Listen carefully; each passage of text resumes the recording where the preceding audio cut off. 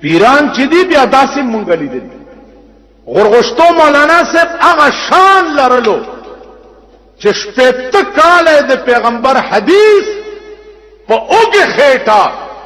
200 طالبانو ته پړاو کړی داغي ټول شان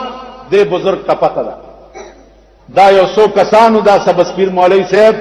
چې په پیښور کې به یا مفتی عبدالقیوم یا دیو یا مولوی ګل باچاو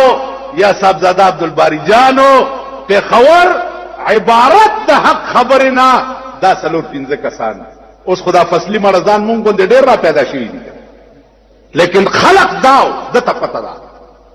چې وړو به ورکرنو او 200 طالبانو ته به د حدیث درس پڑھاو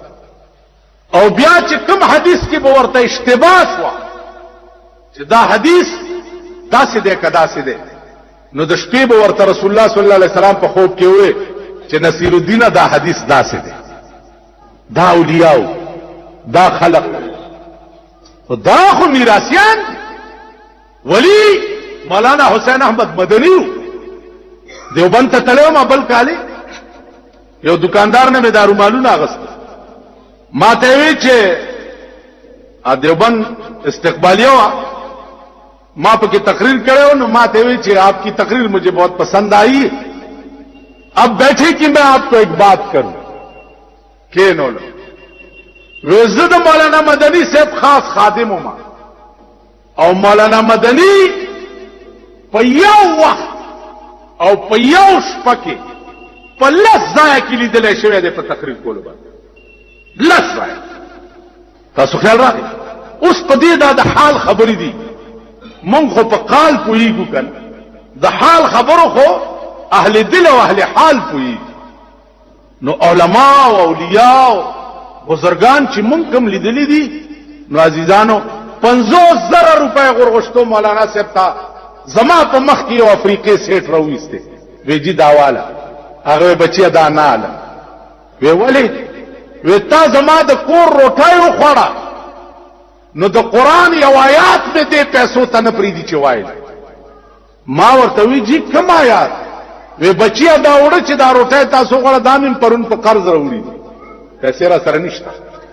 الله ویل دي چې انما نطعمکم لوجه الله لا نريد منكم جزاء ولا شکورا روټای مې خدای د پاره در باندې وخوړه نه بدل غواړم او نه شکریا غواړم نو دا آیات مې دې پیسو غستو ته نه پری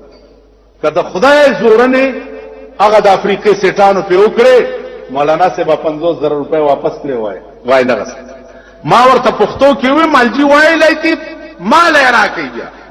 ما ته وای ته مولای کنه په لارې وشو کا بیا بزرگان دیتا وای پیسو دولت ته ټینګ کې دیتا بزرگ وای دولت ته ټینګ کې دیتا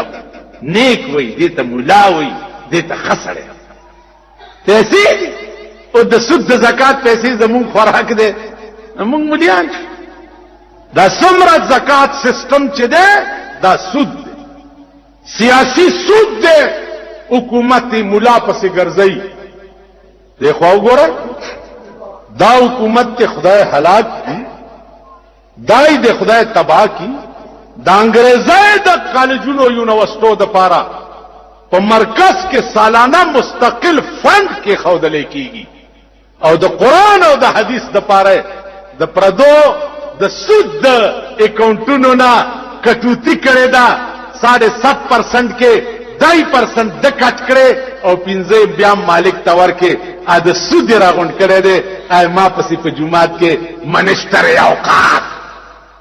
ای راوړي دي نظرانه نه سود ہے پیران حرم کا